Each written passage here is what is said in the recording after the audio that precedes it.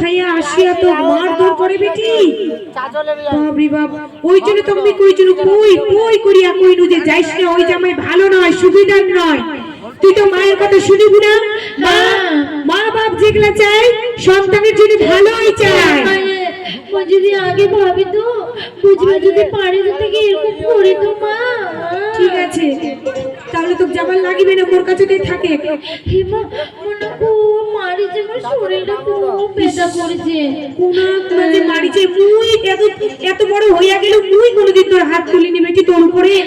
ইস বাপরে বাপ, মোর সোনা বেটি। মোর সত্যিবা মনে আছে, সত্যিবা মনে আছে বেটি তো?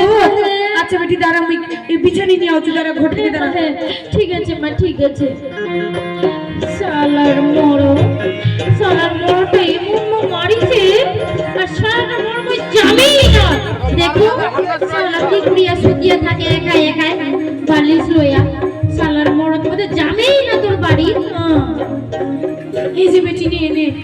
হে মা, কইতি মাদি তাহলে শুতে না বলে কোনো কোনো যে মারিছে বেটিটা, খুব মারিছে।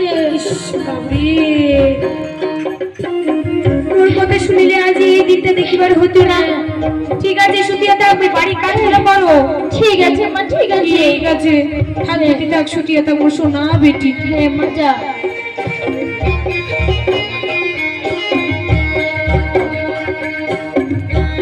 এই দেখো কিরণমালা এখনো মায়ের বাড়ি আসিও ঘুমাচ্ছে। দেখো তো ভাতারে ভাতারে কি করে খাবে? এই যেমন মা তেমন বেটি।